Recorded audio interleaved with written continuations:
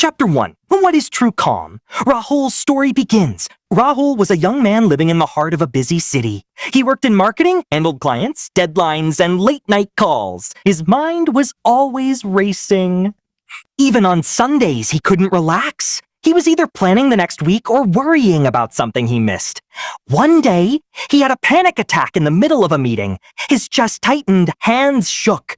And for the first time, he realized he had no control over his own peace.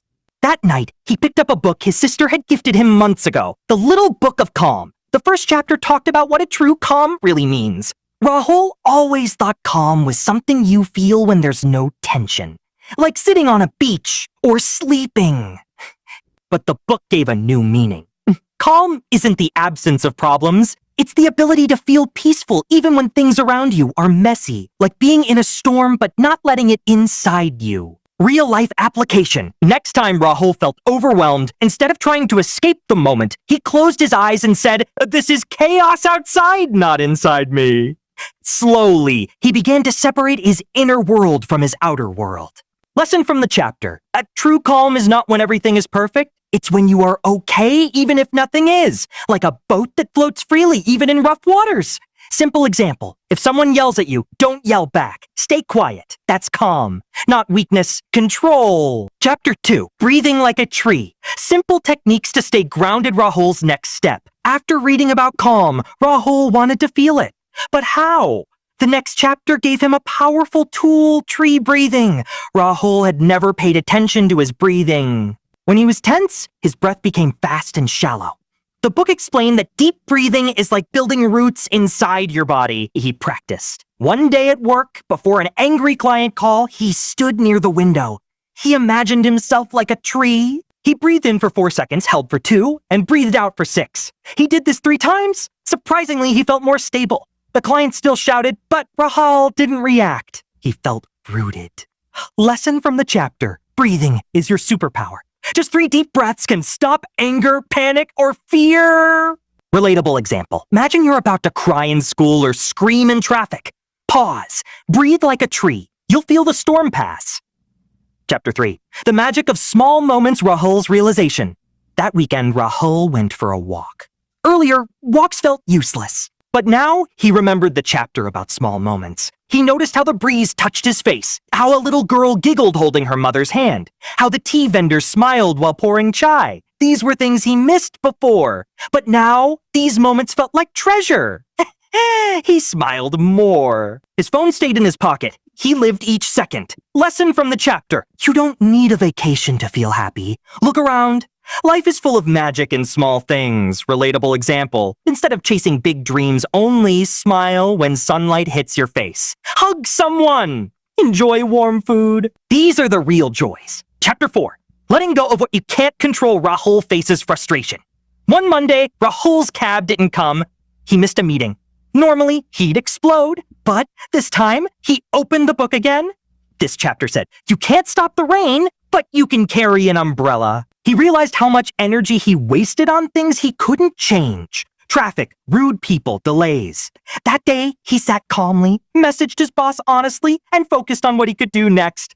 Lesson from the chapter. You can't control everything. Control how you react.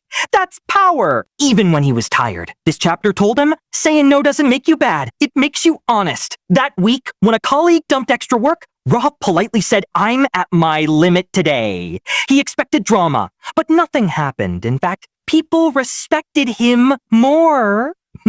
Lesson from the chapter. Your peace is your responsibility. Saying no protects your energy. Relatable example. If someone asks you to join an event but you're exhausted, say no with kindness. You'll feel free, not guilty. Chapter 6. Creating a peaceful space at home. Rahul redesigns his room. Rahul's apartment was messy, clothes everywhere. No plants, no light. This chapter said your home reflects your mind. He cleaned his space, bought a small indoor plant, and removed clutter. He also set a rule. No work on the bed. Slowly, his room felt like a calm place, not a stressful one. Lesson from the chapter. Your environment shapes your mood. Make your space peaceful. Relatable example. Even if you live in one room, keep one corner clean, add a flower, or a quote. That corner will become your calm zone. Chapter 7. How to slow down your mind, Rahul's mental overload. One evening, Rahul couldn't sleep. His mind kept talking. Oh, what if I fail? Oh, what will they think? Oh, what's next? This chapter taught him the one thought at a time method. He wrote down his thoughts, then told himself, right now, I will only think about brushing my teeth, then only about dinner. Slowly, his mind slowed down. Lesson from the chapter, your mind races when you try to do 10 things at once. Slow it! Focus on one. Relatable example. If you feel overwhelmed while studying, say, and now I will only read one page. Do just that. The rest will wait. Turning worries into strength, Rahul's fears shift. Before a big presentation, Rahul felt sick with worry, but this chapter said, a worry is energy. You can waste it or use it. He changed his approach. Instead of asking, what if I fail? He asked, what can I prepare to succeed? He turned worry into a checklist. The fear didn't vanish, but it worked for him. Lesson from the chapter. Worry is not your enemy. It's just untrained energy. Shape it. Relatable example. If you're scared before exams, don't freeze. Use that fear to prepare more. End of chapter 9.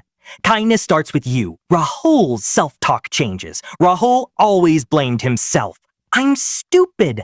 I mess up everything. This chapter said, would you talk like that to your best friend? He began changing his self-talk. Each time he made a mistake, he said, it's okay. I'm learning. Over time, he became more confident, calmer, and even kinder to others. Lesson from the chapter. If you want peace outside, start inside. Talk to yourself kindly. Relatable example. When you drop a glass or forget homework, don't curse yourself. Say, I'll do better next time.